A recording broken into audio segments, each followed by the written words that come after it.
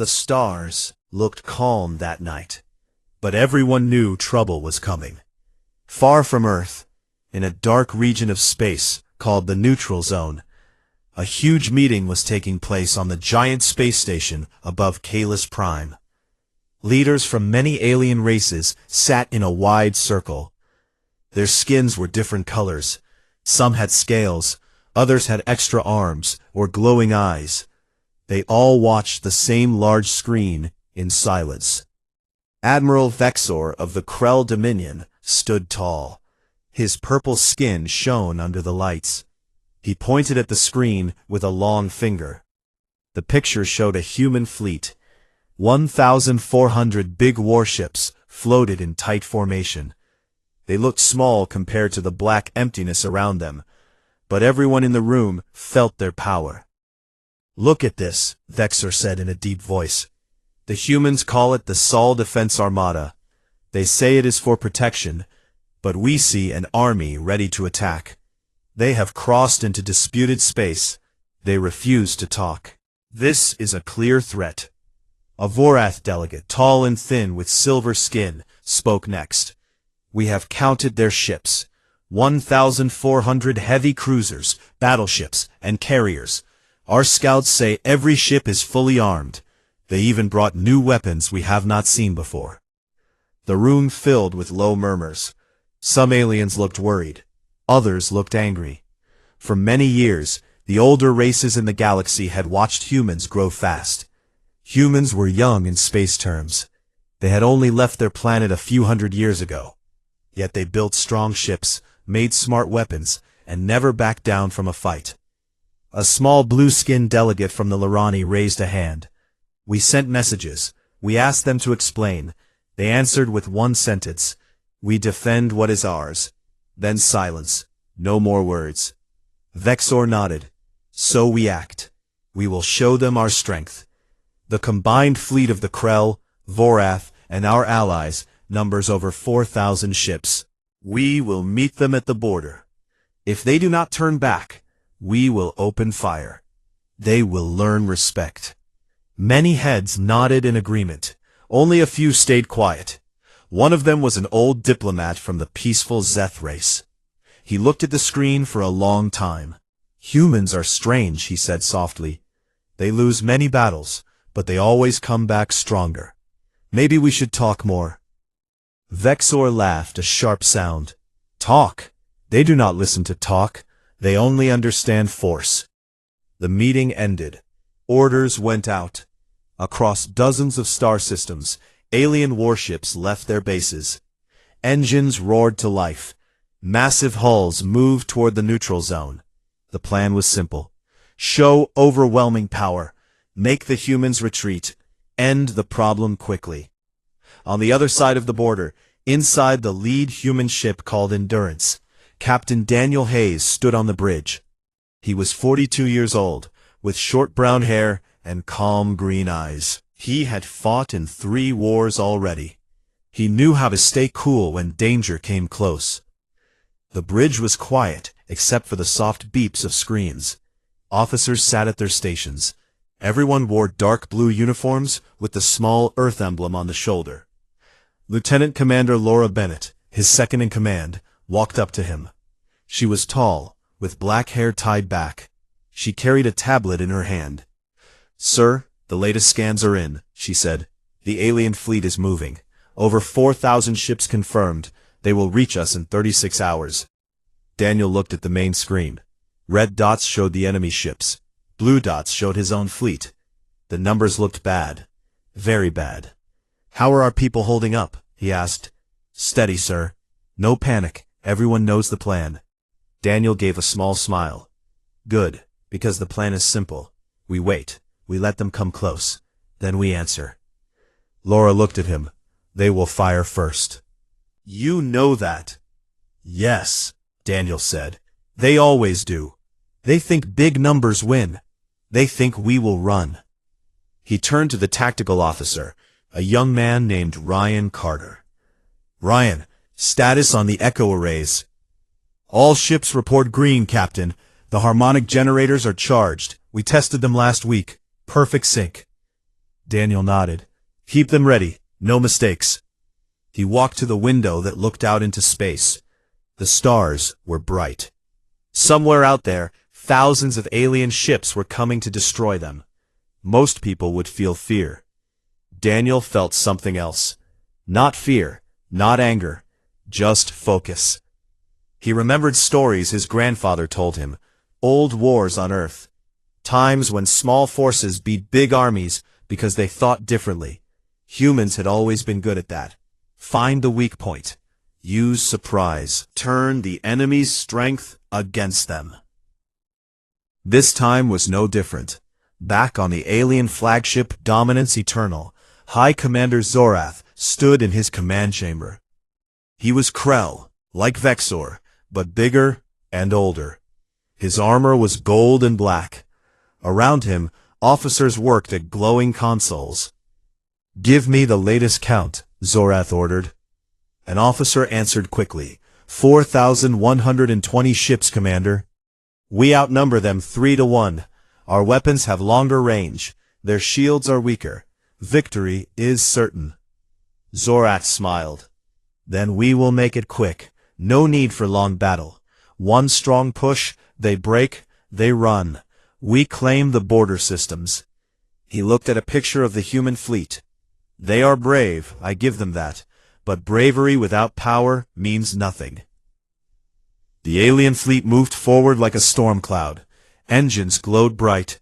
Guns charged. Everyone on their ships felt sure of victory. On the Endurance, Daniel received a final message from Earth Command. It was short. Hold the line. Trust the plan.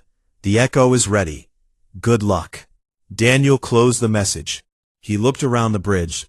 Every face looked back at him. No one spoke. They did not need to. They all understood. He took a deep breath. Open a channel to the fleet, he said. Ryan pressed a button. Daniel's voice went out to every ship in the armada. This is Captain Hayes. In a short time the enemy will reach firing range. They will shoot first. That is their choice. Our choice is simple. We defend our home. We defend each other. When the moment comes, we fire as one. We send the Echo, and we end this. He paused. Stay sharp. Stay together. We are not just ships. We are humanity, and humanity does not break. The bridge crew stood a little straighter. On other ships, crews did the same. Engineers checked systems one last time. Gunners tested triggers. Pilots and fighters waited in launch bays. Outside, the two fleets closed the distance. Stars watched in silence. 36 hours passed like minutes. Then, the moment came. The alien fleet stopped at extreme range. A bright signal flashed from the Dominance Eternal. Zorath's voice filled the open channel. It was cold and strong. Humans of Earth, you have one chance. Turn back now. Leave this space, or we will remove you from existence. Silence followed. On the Endurance, Daniel looked at Laura. She gave a small nod. He spoke into the microphone. One word. No. The channel closed. Across the human fleet, lights turned green. Weapons powered up. Echo arrays hummed with energy. The aliens saw it. Their sensors screamed warnings. Zorath frowned. They refuse. Very well. He raised his hand. Fire at will. Thousands of guns roared. Beams of light, fast missiles, heavy shells filled the space between the fleets. A wall of death rushed toward the humans. On the Endurance bridge, red alarms flashed, but no one moved in panic. Daniel watched the incoming fire. Shields to full, he said calmly. Adaptive fields active, Laura reported. The first shots hit. Human shields glowed bright blue. Most of the enemy fire bent away. Some got through. A few small frigates took damage. Explosions bloomed in the dark. But the main line held. Daniel looked at the tactical display. The enemy volley was huge. Perfect for what came next. He gave the order. All ships, Echo Protocol, now. 1,400 warships answered at the same time. A single pulse left each ship. Not a beam, not a missile. A wave.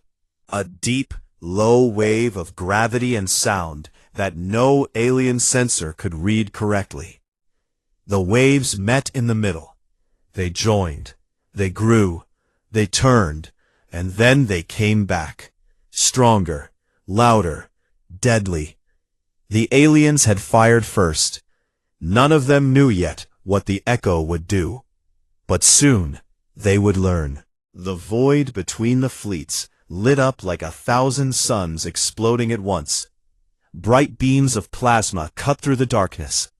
Heavy kinetic rounds flew in straight lines, fast enough to punch through steel like paper. Antimatter torpedoes left glowing trails as they raced forward. The alien armada fired everything they had. It was a storm of death aimed straight at the human line.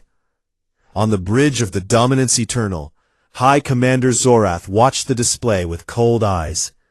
The tactical screen showed green lines of fire connecting his ships to the human fleet. Numbers scrolled fast, damage predictions, hit probabilities. All of them good.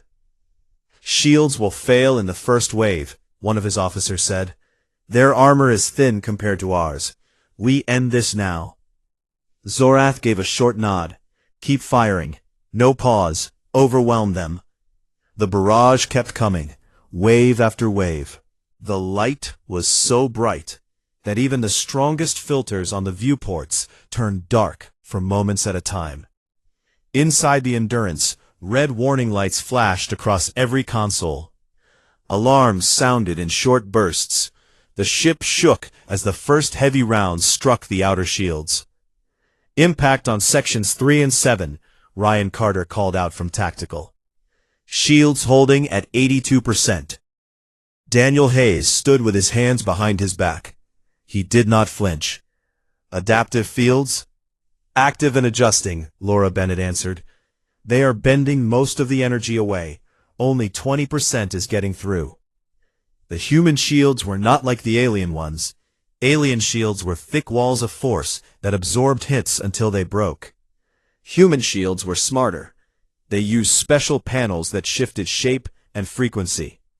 When a beam hit, the field twisted it just enough to slide off to the side. When a solid round came, the field slowed it down and pushed it away. It was not perfect. Some damage got through. But it was enough. A small frigate named Liberty took a direct hit from a plasma lance. Its portside armor melted away. Fires bloomed inside the hull. Escape pods shot out like sparks. The ship did not explode. It drifted, wounded but alive. Daniel watched it on the screen.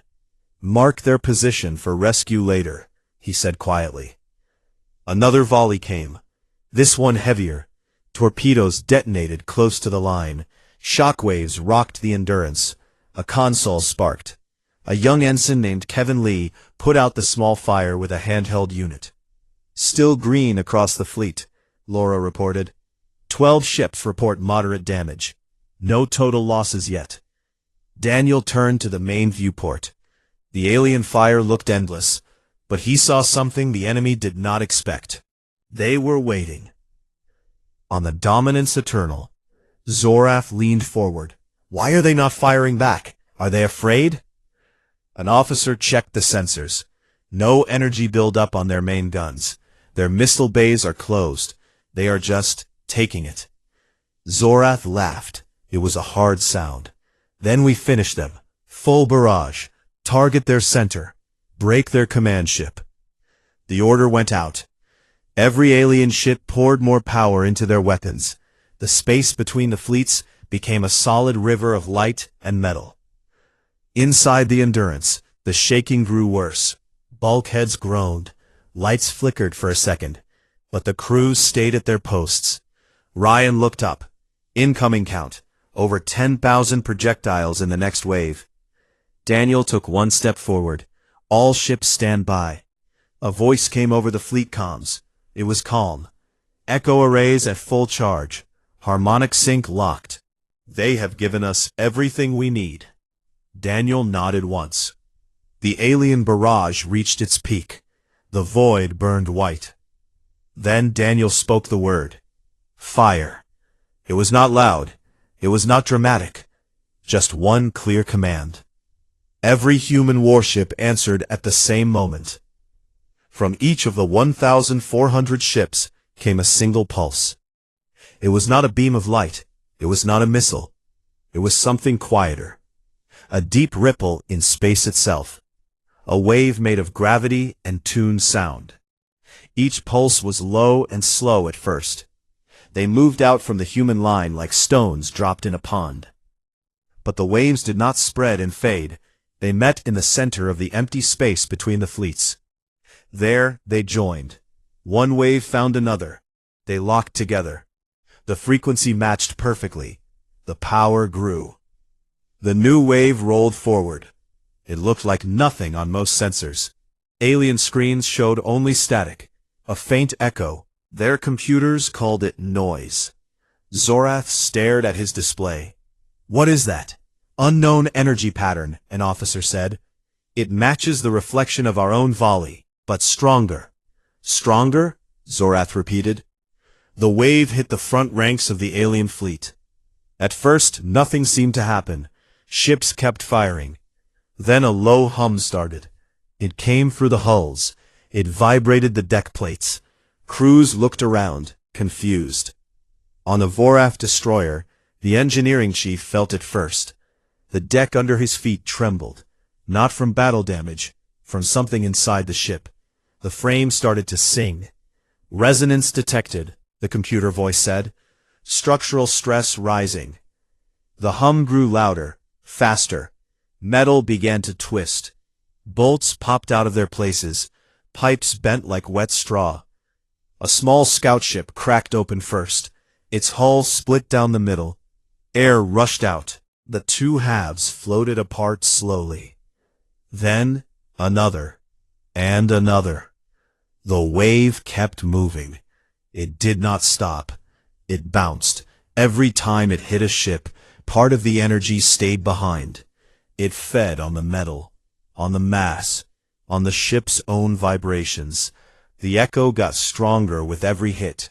Zorath gripped the arms of his chair. The Dominance Eternal shook hard. Alarms screamed. Red lights flashed everywhere. Report, he shouted. Resonance at critical levels, an officer yelled. The frequency matches our hull alloy. It is amplifying. We cannot stop it. Shut down the engines. Change course. Too late. A cruiser nearby broke in half. The front section tumbled away. The back section exploded as its reactor lost containment. A silent fireball lit the void for a second. The human fleet watched. They did not cheer. They did not move. They just waited. Daniel stood still. The bridge was quiet now. Many alien ships were too busy fighting their own destruction to keep shooting. Laura looked at the tactical display. Red dots blinked out, one by one. It's working, she said softly. Ryan added numbers. Over 200 enemy ships already lost. More failing every second. Daniel did not smile. They fired first, he said. We just gave it back. The wave rolled deeper into the alien formation. Bigger ships lasted longer. They had thicker hulls, stronger frames.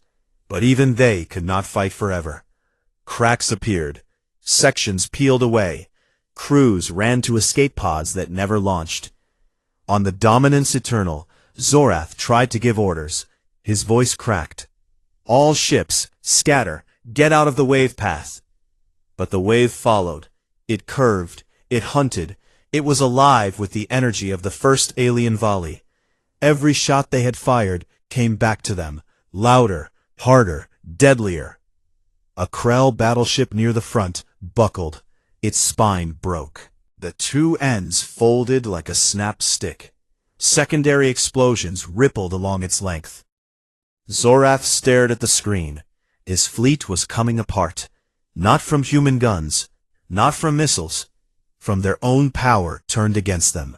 He whispered one word. Impossible. The echo kept going. The human ships stayed in formation. Shields still glowed. Guns stayed cold. They had fired once. That was enough. Outside, the void filled with silent wreckage. Pieces of ships drifted. Lights flickered and died. The battle that was supposed to crush humanity had turned into something else. Something final. Daniel looked out the viewport. The light of dying ships reflected in his eyes. "Keep monitoring," he said. "No pursuit. We hold position." Laura nodded. "Yes, sir." The echo rolled on, and the galaxy began to learn what happened when humanity answered. The echo wave moved through the alien fleet like a slow, invisible storm. It did not make bright flashes or loud booms. It just hummed, a deep, low hum that grew inside every ship it touched. At first, the crews thought it was nothing, just battle noise, just metal settling after hits. But then the hum became a growl, then a scream in the bones of the ships. On a Vorath heavy cruiser named Shadowfang, the vibrations started in the engine room. The chief engineer, a tall, silver-skinned officer named Kale, felt the floor shake under his boots. He looked at his panel. Numbers jumped. Stress lines climbed fast on the hull diagram. Red warnings blinked. "Resonance building," the computer said in a flat voice. "Recommend immediate power down." Kale hit the alarm. "All hands brace. Structural failure possible." Too late. A bulkhead in the lower deck cracked like dry wood. Air hissed out. Lights flickered. Crew ran to seal doors, but the cracks spread. Another deck split. The ship twisted. Metal screamed as frames bent out of shape. Then the reactor core lost balance. A white flash filled the inside. The Shadow Fang broke into 3 pieces. They floated apart slowly, trailing sparks and frozen air. Across the fleet, the same thing happened again and again. Small scouts died first. Their thin hulls could not fight the growing wave. They cracked open like eggs. Larger destroyers followed. Their armor peeled away in long strips. Engines exploded. Bridges collapsed. Escape pods launched in panic, but many never cleared the wreckage. High Commander Zoroth stood on the bridge of the Dominance Eternal. The huge ship was the strongest in the fleet. Thick armor, many backup systems, but even it felt the echo now. The deck plates under his feet moved up and down like waves on water. Crew members held onto consoles to stay steady. "Status," Zoroth shouted over the rising noise. A trembling officer answered. "Resonance at 87% of critical. The frequency matches our primary alloy. It is feeding on our own mass. We cannot dampen it." Zoroth slammed his fist on the arm of his chair. "Find a way. Change course. Scatter the fleet." Orders flew out. Ships tried to turn. Engines burned hot. Some broke formation, but the wave did not care. It followed. It curved. It bounced between the ships like sound trapped in a cave. Every time it hit one ship, it grew stronger from the energy it stole. The echo became a living thing, hungry, relentless. A Krell battleship named Iron Wrath tried to run. It fired its main engines at full power. The ship leaped forward. For a moment, it pulled ahead of the wave. Then the hum caught up. The rear engines shook loose. Fuel lines snapped. A chain of explosions ran from back to front. The Iron Wrath folded in the middle. Its bow pointed down. Its stern pointed up.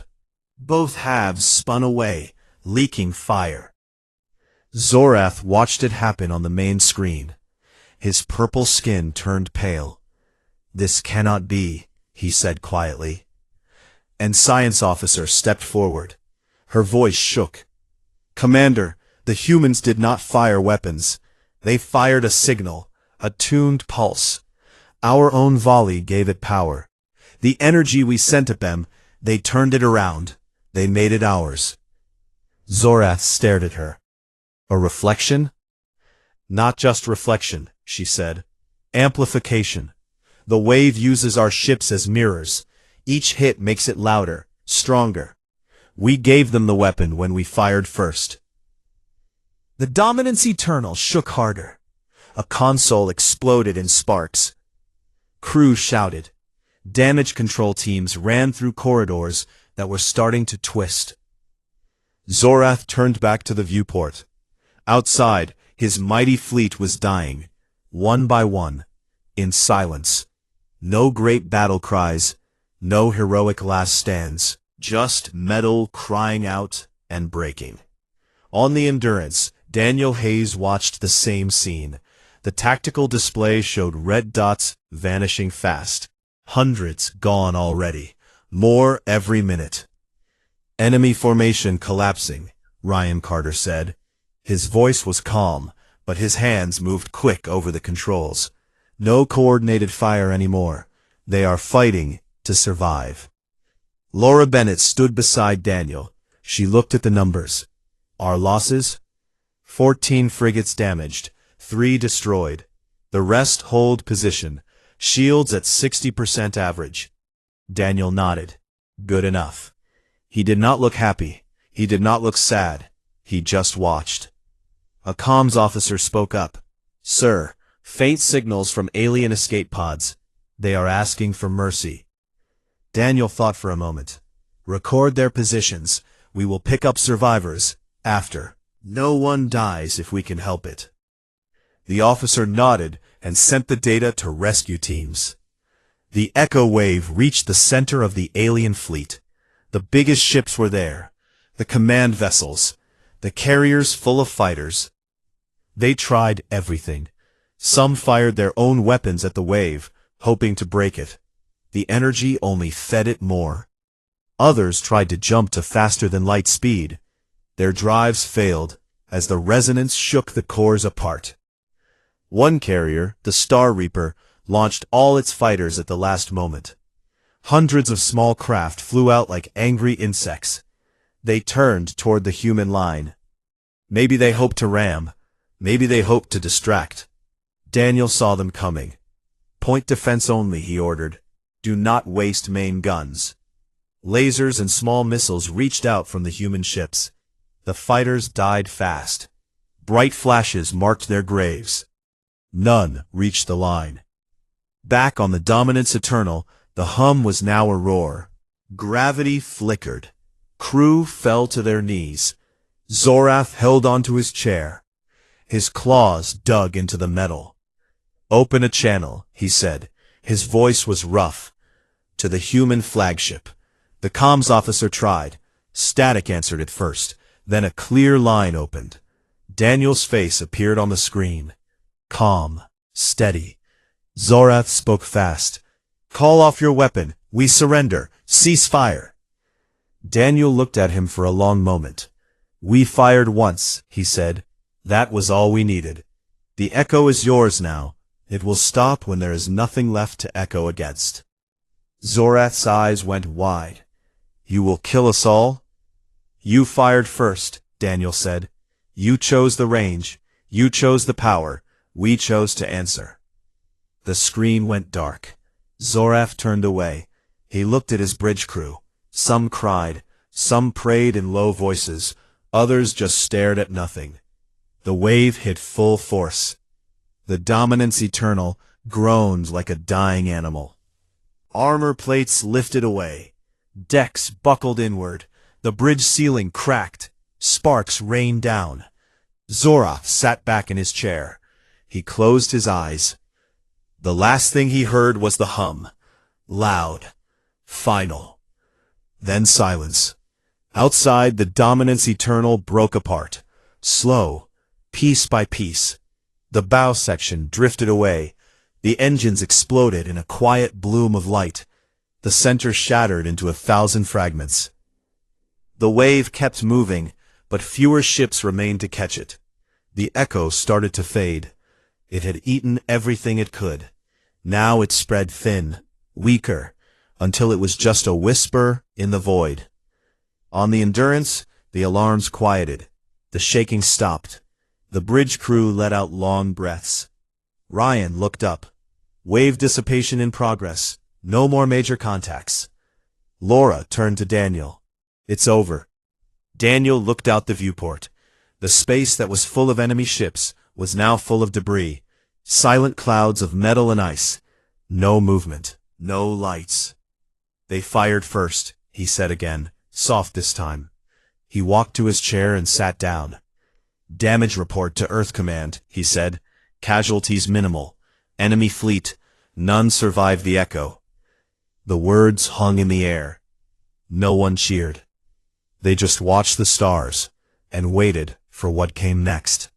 The echo finally died away. It left nothing but silence in the void. Where thousands of alien warships had filled the space, now only wreckage remained. Twisted metal, frozen clouds of air, broken pieces that drifted slow and quiet. No lights blinked, no engines hummed. The battlefield looked like a graveyard made of steel. On the bridge of the Endurance, the crew sat still for a long moment. The red alarms had turned off. The shaking had stopped. Screens showed clear space ahead, only blue dots for human ships, almost all still in formation. Ryan Carter broke the quiet first. Final scan complete, Captain. No active enemy signatures. Debris field spans 12 light seconds. Escape pods detected, 74. Most show no life signs. Daniel Hayes stood with his arms crossed. He looked at the main screen. The picture was cold and empty. Rescue teams prepare. Launch shuttles. Priority to any live signals. Laura Bennett nodded to the ops officer. Orders went out fast. Small rescue craft left the hangars. They moved careful through the floating junk. Spotlights cut through the dark. They searched for pods, for survivors, for anyone who still breathed. One shuttle found a cluster of pods near what used to be a Krell cruiser. The pods were damaged, some cracked open, but 3 still had power, weak life signs inside. The rescue team docked. They cut through hatches. They pulled out aliens, shocked, hurt, alive. The aliens looked small in their suits, their eyes wide with fear. They said nothing at first. They just stared at the humans who saved them. One young Vorath soldier whispered, You did not kill us all. The human medic answered simple. We never wanted to kill anyone. You came to fight. We stopped you. Back on the Endurance, Daniel received updates. 28 survivors secured so far. More coming in. Medical bays ready. No restraints, unless they fight. They are guests now. Laura looked at him. Earth Command will want reports. They will ask why we saved them. Daniel turned to her. Because we are human. We fight to protect, not to destroy. If we kill everyone who attacks us, we become like them. She understood. She did not argue. Across the galaxy, words spread fast. The first messages came from the few alien scouts that had stayed far back. They watched from safe distance. They saw the wave. They saw the fleet break. They saw the silence after. Their reports went to every council world. On Kalis Prime, the Galactic Council chambers filled again. But this time, no one spoke loud. The big screen showed the same images over and over. Alien ships cracking, exploding, vanishing. Then the human fleet still there, calm, unhurt. A Zeth diplomat stood up. His voice was soft. We thought numbers would win. We were wrong.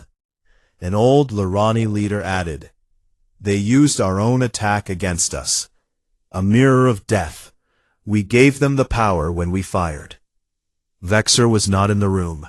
He had died on his flagship. But his second officer spoke for the Krell. His voice shook. We lost everything. 4,000 ships gone. The humans lost how many? A data officer answered. Reports say 12 human ships destroyed, mostly small ones. Their main force is untouched. The room went quiet again. Then the Zeth diplomat spoke once more. We must talk to them, now, before more come. A message went out, fast, to the Endurance, to Earth, to every human ship. It was short. We seek peace. Immediate talks. No more weapons. The Krell Dominion offers terms. Reparations. Border withdrawal. Recognition of human space. Daniel read the message on his tablet. He showed it to Laura. They surrendered fast. They had no choice, Daniel said. The echo scared them more than any gun could. He thought for a moment. Then he answered. Accepted. Neutral ground. Kalis Prime. 1 week. We will come. The reply went back. On Earth, people watched news feeds. Pictures from the battle arrived. Not much clear video.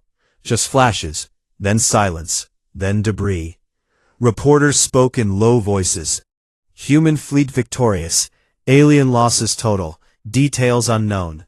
Families waited for word from their loved ones. Most got good news. A few did not. The 12 lost ships left empty chairs at dinner tables. But the rest came home. Admiral Daniel Hayes sent his full report to Fleet Command. It was simple. Engagement complete. Echo protocol successful. Enemy fleet neutralized. Casualties on our side low. Survivors under care. Peace offer received. Recommend acceptance. He added one line at the end. Let it remember we showed mercy too. Days passed. Rescue work continued. More pods found. More aliens saved. They told stories in the medical bays. Stories of the hum, the shaking, the fear when their ships broke. They spoke of the wave that came back, like their own voices thrown back at them in a canyon. One old Krell captain, saved from a broken command ship, met Daniel face to face. He stood weak, but proud. You could have finished us, he said. Daniel looked at him. We did not need to. The captain lowered his head. We thought you weak, young. We were wrong. Daniel did not answer. He just offered a hand. The captain took it. Slow. Careful. The debris field stayed. It became a warning. Ships that passed near it slowed down. They called it the Echo Grave. Pilots spoke quiet when they flew close. Do not wake the Echo, they said. Navigation computers marked it red. Avoid. Hazard. Memory of fools. On the Endurance, Daniel walked the corridors. He checked on crews. He visited the wounded. He spoke to the alien survivors. They listened now. No anger, just questions. One young Vorath asked, How did you make the wave? Daniel answered simple. We listened to our old songs. We found a way to sing back. Your ships sang with us. Too loud for them. The Vorath did not understand fully, but he nodded. A week later, the talks began. Human delegates arrived at Kalis Prime. Daniel was there. Not in command this time. Just one voice among many. But everyone listened when he spoke. The aliens came careful. No big fleets. Small ships. White flags on their hulls. They sat in the same big chamber, but the mood was different. No threats. No ultimatums. The Zeth diplomat opened. We offer peace. Full terms. Borders redrawn. Trade opened. No more attacks. Daniel spoke for the humans. We accept. But one rule. No fleet bigger than defense needs. For anyone, not just us. The aliens agreed. Fast. Papers were signed. Hands shaken. Even claws. When it was done, Daniel stood outside the station. He looked at the stars. Laura joined him. It is over. Not over, Daniel said. Just changed. They will think twice now. Maybe forever. She smiled a little. And us? We go home. We rebuild. We remember. They walked back inside. The galaxy turned quiet for the first time in many years. No more big wars waited. Only lessons. And the echo that never quite died. It lingered in stories, in warnings, in the silence between stars. Years passed. After the battle at the border, the galaxy changed in quiet ways. No one spoke loud about the Echo Grave anymore. But everyone knew where it was. Ships flew wide around that patch of dark space. Pilots told new crews the same story. That is where a big fleet died. They fired first. The humans sent it back. None came home. The words became a warning, passed from captain to captain. On Earth, life went on. Cities grew taller. Ships got faster. Children learned about the battle in school, not as a victory to brag about, as a lesson. Power is not always in numbers, teachers said. Sometimes it is in thinking different. Books showed pictures of the debris field. Old videos played the single pulse from the human fleet. Then the silence after. Students watched with wide eyes. They asked questions. Why did the aliens stop? Adults answered simple. Because they learned fear. Daniel Hayes retired from active command. He took a small station on the edge of human space, a quiet place called Haven Point. It had green fields under domes, clear skies at night. He lived in a house with big windows. Every evening he sat outside. He looked at the stars. Sometimes he played old recordings, the sound of the echo pulse, low, deep, final. He listened with closed eyes, not to remember the win, to remember the cost. Laura Bennett stayed in the fleet longer. She rose to admiral. She trained new officers. She told them the same thing every class. We do not start fights, but when they come, we finish them clean. No hate, no cruelty, just defense. Her students listened hard. They knew her name from the reports. They respected her. The Krell Dominion kept their promise. They pulled back their borders. They paid for the damage. They sent ships with supplies to human worlds hit in old fights. At first it felt strange, aliens bringing gifts. But humans accepted. Trade started slow, then grew. Krell metals for human tech. Vorath art for Earth food. The galaxy opened up, not because of friendship, because of respect. One day a small delegation came to Haven Point. 3 aliens, 1 Krell, 1 Vorath, 1 Zeth. They asked to meet Daniel. He invited them inside. They sat around a simple table. Tea was served, hot and strong. The Krell spoke first. He was old now, his purple skin duller. Captain Hayes, Daniel, we come to say thank you. Daniel raised an eyebrow. Thank you? For mercy, the Vorath added. You saved our people when you could have let them die. We remember. The Zeth nodded slow. Our council talks about the Echo often, not as shame, as reminder. We thought we knew war. We did not. Daniel looked at each of them. We never wanted your ships gone. We wanted the attacks to stop. The Krell lowered his head. They stopped because of you. They talked for hours, about old mistakes, about new hopes. When they left, they shook hands. No big promises, just understanding. Word of the visit spread, not loud, but enough. More aliens came to human worlds, not to fight, to learn. They studied human ships. They asked about the echo arrays. Humans showed them, not secrets, just facts. It works because we listen, engineers said. We find the song in your metal, then we sing it back. Some aliens tried to copy it. They failed at first. Their ships were not built the same. But they kept trying. Not for war, for defense. They wanted to be ready if someone else came. Daniel grew older. His hair turned gray, his steps slower, but his eyes stayed sharp. One night he sat outside again. The stars looked the same. A young officer visited, a woman named Maria Torres. She was new to command. She asked to sit.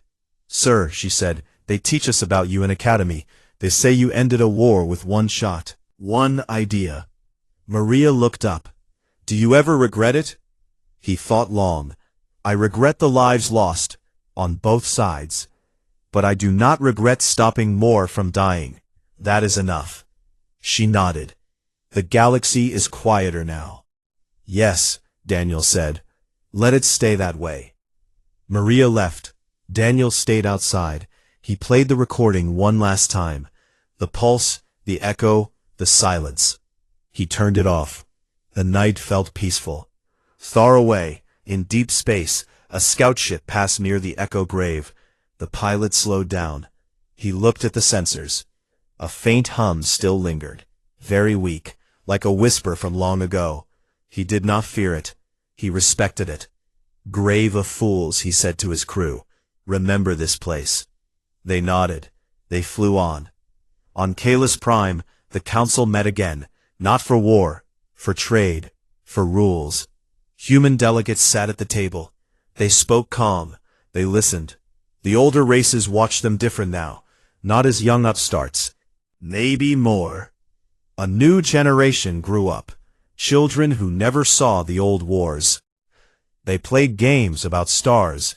They built models of ships. Some made models of the Endurance. Others made models of the Dominance Eternal. They put them side by side, not to fight, to remember. Stories spread, not just human stories, alien stories too. They told of the day a small fleet stood against many. They told of the wave that came back. They told of mercy after. The tales changed a little each time, but the heart stayed the same. Humanity did not seek the fight. When it came, they answered, in a way no one forgot. And the galaxy learned caution. Daniel lived to see many more years. He saw peace hold. He saw ships fly safe. He saw children laugh under open skies. One quiet evening, he sat outside again, the stars bright. No alarms, no warnings. He closed his eyes. He smiled. The echo was gone, but the silence was good.